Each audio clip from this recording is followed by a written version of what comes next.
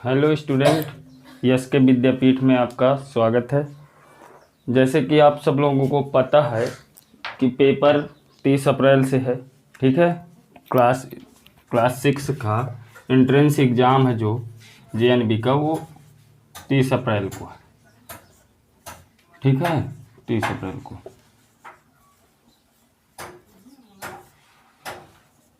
30 अप्रैल को होने वाला है। तो अभी आज आज तारीख है 14 मार्च। ठीक है, तो 14 मार्च से अभी बीच में होली भी निकल जाएगी। ठीक है, तो अब होली में मान लीजिए 2-4 दिन लग जाएगा, तो कुल मिला के 40 ही दिन बचे। 40 दिन में अब समझ लीजिए हमें पूरी तैयारी करना। 40 दिन में जितना हो सके उतना तैयारी करिए, क्योंकि अब इस समय देखते हैं हर एक जगह पर बहुत कंपटीशन है। ठीक है, बहुत लड़के फॉर्म अप्लाई करते हैं। ठीक है, तो मेन चीज़ यही है कि हमें अच्छे तरीके से 40 दिन में ऐसा हम क्या करें कि हमारा जो है नवोदय विद्यालय में सिलेक्शन हो जाए।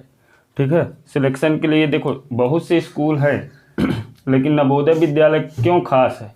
इसलिए खास है कि भाई हर विद्यालय में वो चीज़ें नहीं मिल सकती हैं जो नवोदय विद्यालय में होती हैं। यानी जैसे मान लीजिए कि यहाँ सिर्फ पढ़ाई होती है। बड़े बड़े स्कूल हैं, ठीक है, इंग्लिश मीडियम हैं, अच्छे स्कूल हैं और अच्छी पढ़ाई भी होती है, लेकिन नवोदय विद्यालय में सबसे पहली चीज़ तो ये है कि वहाँ फाइनेंशियली तरीके से, यानी घर वालों को अगर आर्थिक रूप से कमज़ोर है तो ज़्यादा पैसा नहीं लगता है, यानी पैसा ही नहीं लगता है आर्थिक रूप से। वहाँ हॉस्टल की व्यवस्था है, पढ़ाई भी अच्छी होती है। ठीक है, एक जिला का सबसे बेस्ट स्कूल होता है जवाहर नवोदय विद्यालय। और दूसरी चीज़ ये है कि आज के डेट में जो जिस प्रकार दुनिया चल रही है उसमें सिर्फ एजुकेशन या पढ़ाई ही सब कुछ नहीं है, अन्य चीज़ें बहुत इम्पोर्टेंट है, जैसे स्पोर्ट हो गया, ठीक है, म्यूजिक, डांस, आर्ट्स। तो उन चीज़ों को हर एक स्कूल में वो फैसिलिटीज़ नहीं होती हैं, उन्हें वो चीज़ें लड़के के अंदर से निकल नहीं पाती। ठीक है, कोई लड़का मान लीजिए अगर कमज़ोर है, पढ़ने में उतना अच्छा नहीं है, तो किसी दूसरे क्षेत्र में अच्छा कर सकता है, स्पोर्ट में है, आर्ट में है, या तो डांस में है, म्यूजिक में है। तो वो सब चीज़ों को ना यानी लड़के के अंदर जो हुनर छुपा हुआ है ना, उसको जवाहर नवोदय विद्यालय में निकाला जाता है। इसीलिए कह रहे हैं कि जो भी देख रहे हो ना इस वीडियो को, मान लीजिए कोई गार्जियंस भी देख रहा है, तो अगर उसका बच्चा जेएनबी जवाहर नवोदय विद्यालय में फॉर्म अप्लाई किया है तो बिल्कुल सीरियस हो जाइए। और 40 दिन का टाइम है, और 40 दिन में जो हो सके ना, जितना हो सके, हम ये नहीं कहते, बहुत से यूट्यूब वाले हैं जो पढ़ा रहे हैं और अच्छा पढ़ा रहे हैं। ठीक है, उनको दिखाइए या तो कोचिंग करवाइए, किसी भी तरह से हो, जितना हो सके उतना तैयारी करवाइए। और जहाँ मेरी बात है, देखिए मेन चीज़ यही है, 40 दिन का समय है और हमें सब लोगों को पता होगा, जो लोग इंट्रेंस एग्ज़ाम देने वाले हैं इस वर्ष 2022 का, उसमें हमें पता है कि 3 चीज़ों को आना है। यानी पहले तो हो गई रीजनिंग, ठीक है, रीजनिंग जिसमें 40 नंबर आना है, 40 अंक, 40 मार्क्स। फिर मैथमेटिक्स यानी मैथ, तो मैथ भी 20 अंक की होगी, 20 नंबर की। उसके बाद गद्यांश हो गया, या अगर इंग्लिश मीडियम वाले हैं तो उनके लिए पैसे जाएगा इंग्लिश से। ठीक है, ये वाला जो पोर्शन है, इसको भाषा वाला, इसमें भी 20 नंबर होते हैं। तो सबसे इम्पोर्टेंट है रीजनिंग, क्योंकि ये एक पूरा 50% कवर करता है। और रीजनिंग तो बहुत है, मतलब कि बहुत यूट्यूब में वीडियो है, लेकिन वो कॉन्सेप्ट तरीके से नहीं समझाते हैं। तो इसलिए अगर रीजनिंग में आपको अच्छा, और रीजनिंग को कभी भी ये नहीं सोचना चाहिए कि मुझे तो रीजनिंग आ रही है। रीजनिंग आना अलग चीज़ है। तुम ऑप्शन बता दे, देखो कोई किताब निर्धारित है नहीं कि नवोदय विद्यालय में पार्टिकुलर कोई एक किताब ले लिए, तुम मान लीजिए अरिहंत की ले लिए, तो उसी से थोड़ा नहीं आना। वो तो दे दिए हैं, एक आधार बना दिया कि आपके पास किताब है, पर ज़रूरी नहीं है कि उसी किताब से आए। ठीक है, तो इसीलिए हमें रीजनिंग को सही तरीके से, हर एक क्वेश्चन को तुम लोग हल करते हो, समझते नहीं हो। ठीक है, तो समझना चाहिए पहले हमें अच्छे तरीके से, ताकि हम वहाँ कोई भी क्वेश्चन आए, वो चाहे जैसा हो, हम उसको कर जाएं। ठीक है, तो अगर आपको रीजनिंग अच्छे तरीके से पढ़ना है, ठीक है, तो आप हमारे इस चैनल को सब्सक्राइब कर लीजिए और प्रतिदिन आपको एक अच्छा रीजनिंग जैसे भी होगा, मतलब जो जो रीजनिंग में चैप्टर हैं, आपको पता है 10 चैप्टर हैं, श्रृंखला हो गया, ठीक है, तो इस तरह से रीजनिंग में आगे बढ़ना है। तो अभी मैं रीजनिंग के चैप्टरों को बता रहा हूँ, उसको देखना और प्रतिदिन एक चैप्टर तो हम कवर करवाएंगे आपको, अगर आप लोग हमारे इस चैनल को सब्सक्राइब कर लिए और बेल आइकन भी दबा लिए, तो रोज़ जब हम वीडियो डालेंगे तो आपके पास पहुंच जाएगा। 1 घंटा निकाल के आप आराम से देख सकते हैं। बहुत लड़के होते हैं जो गेम वोम खेलने में और कार्टून देखने में समय निकाल देते हैं, लेकिन ये समय अब कार्टून देखने का नहीं है। 40 दिन है, 40 दिन में अगर आप लोग मेहनत कर गए तो जब एग्ज़ाम हॉल में बैठेंगे ना, तब आपको लगेगा कि हमने कुछ पढ़ा है। नहीं तो 10 मिनट में आप पेपर देकर बाहर निकल आएंगे। और जो लड़का जितना जल्दी कर पाता है, हल कर लेता है ना सवाल, उसका उतना ही गलत होता है, ये समझ लीजिए। क्योंकि हम किसी में जल्दीबाजी करें, इसका मतलब उसे आ ही नहीं रहा, वो सिर्फ गोला भरने में लगा है, बस हो गया, ठीक है। तो इसलिए रीजनिंग में अगर देखें तो रीजनिंग में टोटल 10 चैप्टर है। इसको हम 2 तरह से बांट सकते हैं। एक होते हैं कठिन वाले, ठीक है, जो काफ़ी कठिन है, हार्ड है 5 चैप्टर, और दूसरे हैं थोड़ा जो नॉर्मल है, सरल, ठीक है, यानी नॉर्मल है। इनको देखिए, तो सबसे पहली चीज़ हार्ड वाला जो है ना पोर्शन, वो है श्रृंखला, पहला श्रृंखला। इसको बहुत अच्छे तरीके से तैयारी करना पड़ता है, तब ये आती है, ठीक है। और इसकी तैयारी हम करवाएंगे, बस आप लोग बस थोड़ा सा अच्छे से धैर्य रख के, मतलब आप कुल मिला के हमसे जुड़िए, देखिए फिर, ठीक है। श्रृंखला, फिर दूसरा होता है सादृश्यता। इसमें ये भी बहुत ज़्यादा कठिन होता है, जिसे हम एनोलॉजी कहते हैं इंग्लिश में, एनोलॉजी, ठीक है। और ये सीरीज होती है, सीरीज। फिर तीसरा चैप्टर जो है कठिन है काफ़ी, वो होता है छिपी आकृति, हाइड एंड सेफ, ठीक है, छिपी आकृति। चौथा होता है आकृति निर्माण।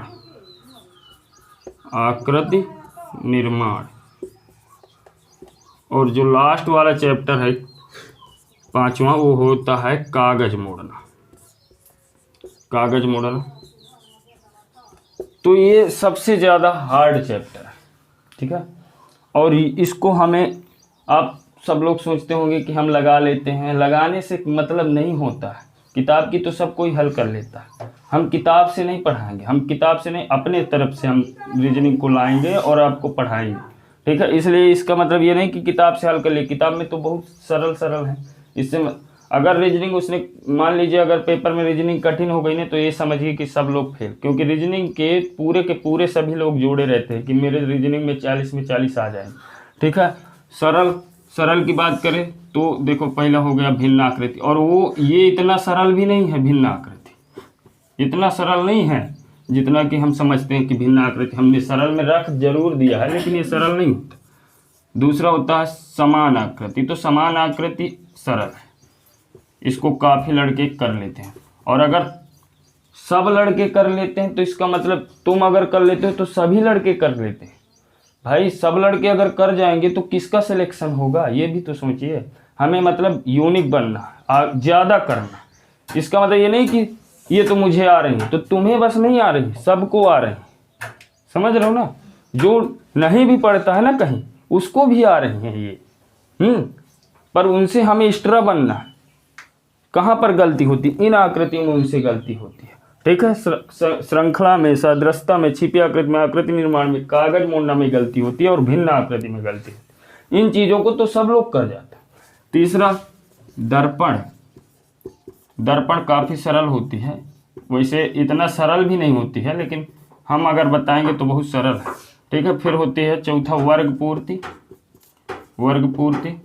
और 5वां आकृति पूर्ति। इस तरह से सभी में से ना 4-4 क्वेश्चन, यानी 4-4 क्वेश्चन आते हैं, जो टोटल 40 अंक होते हैं। तो इसलिए बिल्कुल आप अच्छे तरीके से ध्यान दीजिए। 40 दिनों का समय है और मेहनत करिए। कमेंट करके बताइए, अगर गणित की भी ज़रूरत हो तो हम हर एक चैप्टर को अच्छे से गणित में भी पढ़ा देंगे, लेकिन पहले सबसे इम्पोर्टेंट है जो हमारा 40 अंक का आता है ना रीजनिंग, इसको बहुत अच्छे तरीके से समझने की ज़रूरत है।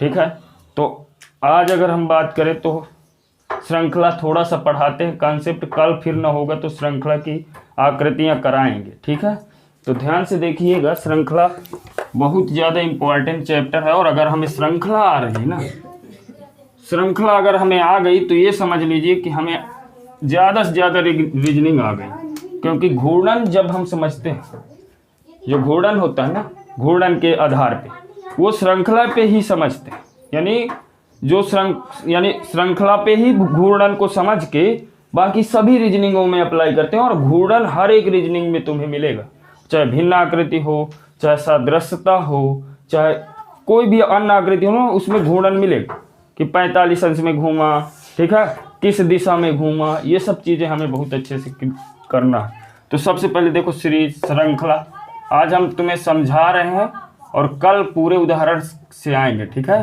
तो अच्छे से चीज़ों को समझना। तो सीरीज श्रृंखला, सबसे पहली बात तो ये है कि हम श्रृंखला को ही समझते हैं कि श्रृंखला क्या होती है ना। मान लीजिए हमने कह दिया कि श्रृंखला, अब तुम श्रृंखला ही नहीं जानते हो कि श्रृंखला क्या है, तो श्रृंखला वो है, ठीक है, समझना, श्रृंखला किन्हीं भी सजाती वस्तुओं को, सजाती वस्तु कुछ भी हो सकती हैं, जैसे कि अक्षर हो सकते हैं, अंक हो सकते हैं, ठीक है, शब्द हो सकते हैं, आकृति हो सकती हैं, ठीक है, तो कोई भी चीज़ हो सकती है। तो किन्हीं भी किसी भी सजाती वस्तुओं को एक व्यवस्थित क्रम में रखने को श्रृंखला कहते हैं। जैसे मान लो अगर हम कह रहे हैं 1, देखना, फिर 2, फिर 3, फिर 4, तो अब तुम अपने आप बताओगे कि यहाँ क्या आने वाला, 5 आएगा ना। तो इस चीज को यानी एक व्यवस्थित क्रम में क्या उनके बीच, मतलब उनके बीच संबंध क्या है पहले और दूसरे में, तो यहाँ देखो +1 हो रहा है, फिर देखो यहाँ भी +1 हो रहा, यहाँ भी +1 हो रहा, यानी एक सीरीज बन रही है, सही तरीके से श्रृंखला बन रही है, एक एक ही जोड़कर समान गुण विकसित हो रहा आगे। ठीक है, तो इसी तरह फिर इसमें भी एक जुड़ेगा, है ना, तो 5 हुआ। ठीक है, अब अगर हम देखें इसमें, तो जैसे मान लो मैंने कहा 2, 4, 6, 8, 10, तो अपने आप तुम बताओगे कि यहाँ क्या आएगा, 12 आएगा। और यही होती है श्रृंखला। ठीक है, समझ में आ गई ना बात। तो श्रृंखला क्या होती है ये हमें समझना। जैसे हमने कहा A, E, I, O, तो तुम बताओगे क्या आएगा, U आएगा, है ना, इस तरह से, क्योंकि ये वोवेल स्वरों की एक श्रृंखला चल रही है। ठीक है, तो मेन चीज यही है कि श्रृंखला क्या होती है, ये हम समझ में आ गया। ठीक है, अब श्रृंखला की जो आकृतियां होती हैं, अब इसी तरह आकृति में करना है हमें। पहली और दूसरी और तीसरी आकृति में ये समझना है कि आखिर इन तीनों आकृतियों के बीच क्या संबंध है। ठीक है, और उसी संबंध को आगे अप्लाई करना है। ठीक है, जैसे मान लीजिए हमने यहाँ एक आकृति बनाई, ये और ये। ठीक है, तो बताओ आगे क्या होगा, षष्ठभुज होगा। ठीक है, ये होती है श्रृंखला। समझ में आ गई बात। ठीक है, समझ में आ रही ना बात।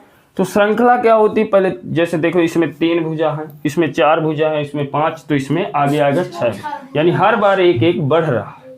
ठीक है, तो इसे हम श्रृंखला कहते हैं। सही तरीके से समझो और अच्छे तरीके से करना है। वहां पर एकदम रीजनिंग को ये मत सोचना कि बस आ रही हैं करके जल्दी जल्दी टिक करके भाग जाओ।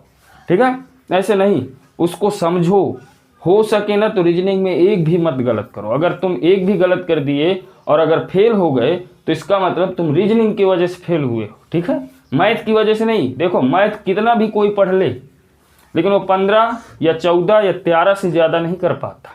ठीक है, ये समझ लीजिए आप। इसीलिए रीजनिंग को इतना मजबूत कर लीजिए कि हम 40 में 40 सही कर लें, और गद्यांश को पढ़ते रहिए। ठीक है, उसमें 20 में 20 कर जाओ। जैसे कर जाओगे 40 और 20, उसके बाद फिर क्या है, फिर हिंदी तो आपको सही करना है, वो गणित तो आपको 10 नंबर या 8 नंबर 9 नंबर 11 नंबर लाओगे, कन्फर्म होगा। ठीक है, 70+ होगा तो आ जाएगा। ठीक है, इसलिए बिल्कुल ध्यान से करिए। तो अब श्रृंखला अगर हम चलें तो श्रृंखला में देखो, अब श्रृंखला की आकृतियों की बात करते हैं। तो श्रृंखला में 3 प्रश्न आकृति होती है। ठीक है, कितनी प्रश्न आकृति होती? 3 प्रश्न आकृतियां होती हैं और 4 उत्तर आकृतियां होती हैं। ठीक है, 3 प्रश्न आकृतियों से हमें यह समझना है कि अगली चौथी जो प्रश्न आकृति, जैसे मान लीजिए यहां हमने जैसे बनाया ऐसे, तो 3 प्रश्न आकृति होती हैं। ठीक है, यहां समझना, ये हो गई प्रश्न आकृति। प्रश्न आकृति होती हैं 3 और उत्तर आकृतियां कितनी होती हैं? 4। ठीक है, 4 उत्तर आकृतियां होती हैं।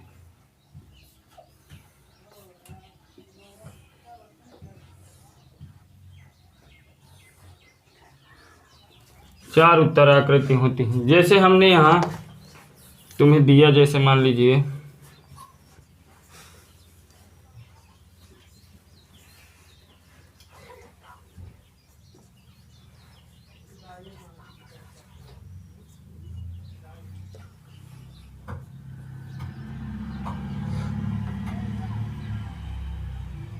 तो ये 3 प्रश्न आकृतियां हो गई ना?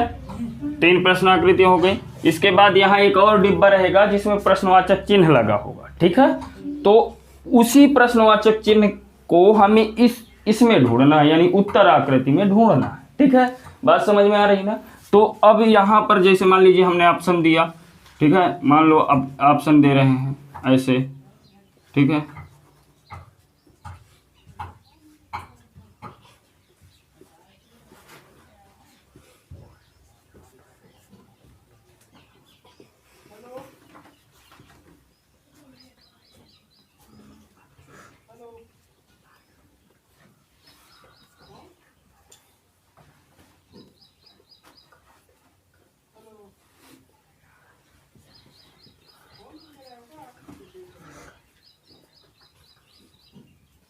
तो अब देखिए ऑप्शन ए से हो गया।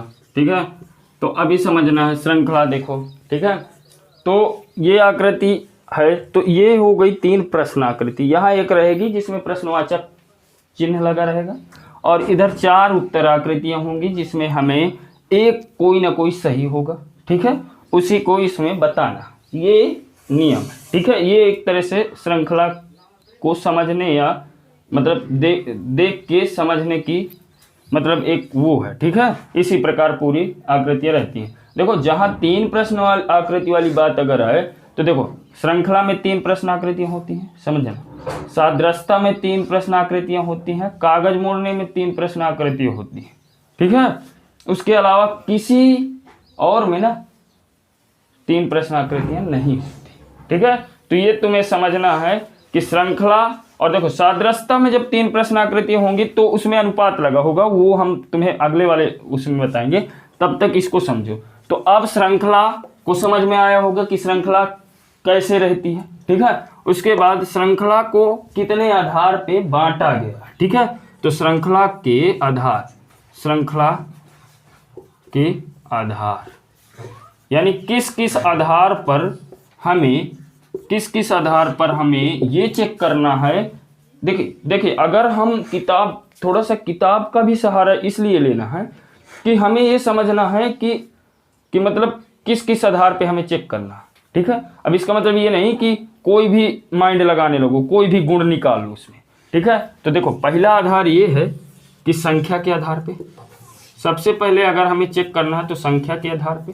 ठीक है, दूसरा रूप और आकृति के आधार पे, है ना, रूप एवं आकार। ठीक है, रूप एवं आकार के आधार पर और तीसरा है श्रृंखला के आधार, श्रृंखला नहीं, घूर्णन के आधार पे। किसके आधार पे? घूर्णन के आधार पर। तो और फिर जो सबसे कठिन बन जाती है वो होती है मिश्रित। ठीक है, किसके? मिश्रित। और ये मिश्रित वाली हमें ज्यादा टफ होती है, काफी कठिन हो जाती है। ठीक है, इतना कठिन हो जाती है कि इन तीनों को मिला के मिश्रित बन जाती है। ठीक है, तो संख्या के आधार पे सबसे पहले समझो, फिर रूप एवं आकार, अब फिर घूर्णन के आधार पे। तो संख्या के आधार पे जो होती है इसमें अच्छा बता दो कि कौन सी होगी? डी नंबर होगी। ठीक है, चौथी होगी, इसलिए इसको देख लो, क्योंकि यहाँ देखो त्रिभुज है, यहाँ चतुर्भुज है, यहाँ पंचभुज है। पहली बात तो ये हम यहीं पर सब कुछ करते हैं, ठीक है। यहाँ देखो त्रिभुज है, यहाँ पंचभुज, यहाँ खष्टभुज। एक एक चीज को पकड़ के चलते हैं, नहीं कंफ्यूजन में आ जाओगे, ठीक है। ज्यादा अगर एकदम से सोचोगे ना सभी चीजों के तो कभी नहीं आ सकती, ये समझ लीजिए। तो एक एक चीज को पकड़ो, त्रिभुज है, चतुर्भुज और पंचभुज है तो खष्टभुज मिलना चाहिए। इसका मतलब ये खष्टभुज, ये खष्टभुज, ये खष्टभुज, ये तो गलत है ना, पहली बात तो ये गलत, ठीक है, कंफर्म। फिर उसके बाद अब एक और चीज ले लेते हैं, क्योंकि अभी तो 3 मिल रहे हैं, अभी तो डिसाइड नहीं कर सकते कौन सही है ना। तो अब धन ले लो, मान लो तो यहाँ धन है, फिर यहाँ धन गया 45 अंश में, फिर यहाँ से यहाँ आ गया। अब ये यहाँ से यहाँ आना चाहिए, तो इसमें भी है, इसको तो काट ही दिया, इसमें भी है और इसमें भी है, तो इससे भी क्लियर नहीं हो रहा, ठीक है। अब हम क्या लेंगे, भाग। तो भाग यहाँ से यहाँ गया, फिर यहाँ से अब यहाँ गया, अब अगली बार यहाँ जाएगा, है ना। तो इसमें है क्या, नहीं है, तो इसका मतलब ये गलत। ये इसमें यहाँ नहीं है, यहाँ है, तो इसका मतलब ये भी गलत, इसलिए चौथी सही, ठीक है। तो एक एक चीज को हमें क्लियर करना है, नहीं तो श्रृंखला में तुम लोग फंस जाओगे, ये कन्फर्म है, समझ रहे हो ना। तो अब हमें अब देखना है संख्या के आधार पे। तो संख्या के आधार पे पहले सबसे पहले हम रीजनिंगों को देखेंगे, अभी समझना, ठीक है। संख्या के आधार पे देखो, सबसे ज्यादा समझना इसमें घूर्णन के आधार पे, ठीक है। संख्या के आधार पे जैसे मान लीजिए, संख्या के आधार पे जब हम बात करें तो संख्या के आधार पे देखो भुजाओं की संख्या कम ज्यादा हो सकती है। संख्या के आधार पे भुजाओं की संख्या क्या हो सकती है, कम हो सकती है, ज्यादा हो सकती है। आकृतियों की संख्या ज्यादा हो सकती है, कम हो सकती है, ठीक है, समझ रहे हो ना। तो इसी तरह होती है संख्या, यानी कम ज्यादा होना, ठीक है। भुजा कम हो सकती हैं, आकृतियां कम हो सकती हैं, ठीक है। तो जैसे मान लीजिए हमने यहाँ ऐसे बनाया, ये हमारी प्रश्न आकृति है।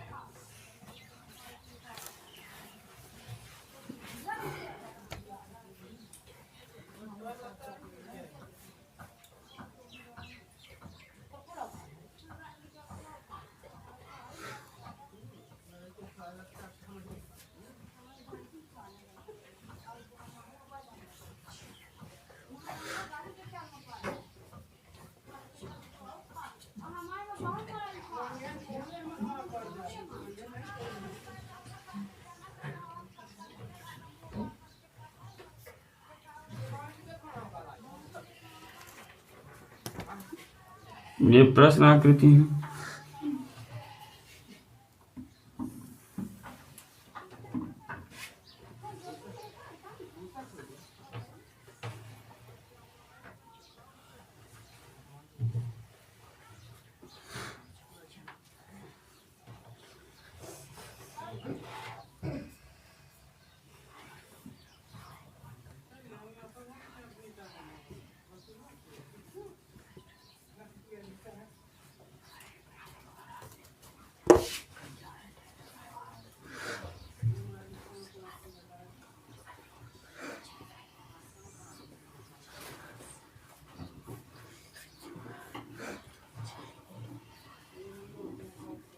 तो अब बताओ, तो देखो ये है संख्या के आधार पे। ध्यान से अगर देखो तो देखो ये पहले त्रिभुज है ना, फिर क्या हुआ चतुर्भुज, फिर हुआ पंचभुज। अब तो होना है कन्फर्म खष्टभुज, यानी 6 भुजाओं वाली आकृति बनेगी आगे। तो 6 भुजाओं वाली आकृति ये, फिर ये और ये दोनों गलत, सीधी सी बात, ठीक है। फिर उसके बाद देखो तो यहाँ 1 है ना, फिर इसमें 2 हुआ, इसमें 3 हुआ, तो अब कितना होना चाहिए 4, तो ये गलत और ये सही। तो इस तरह से संख्या के आधार पर हम लोग करते हैं, ठीक है। रूप और आकार के आधार पे कभी क्या होती है, ठीक है। तो संख्या के आधार पे समझ में आई होंगी। फिर मैं कल रीजनिंग के पूरे क्वेश्चन कराऊंगा, तो अभी सिर्फ समझ लीजिए कॉन्सेप्ट, ठीक है। मेन चीज यही है, ठीक है। दूसरा रूप एवं आकार के आधार पे, ठीक है। तो रूप ये हो सकता है, जैसे मान लीजिए ऐसे हमने एक आकृति बनाया, खोल थोड़ा देखूंगा,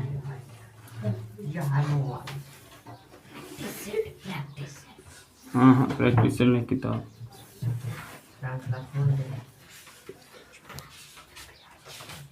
तो देखो जैसे मान लीजिए कि जैसे देखो इधर देखो, ध्यान से मैं बना रहा हूँ, इधर देखो,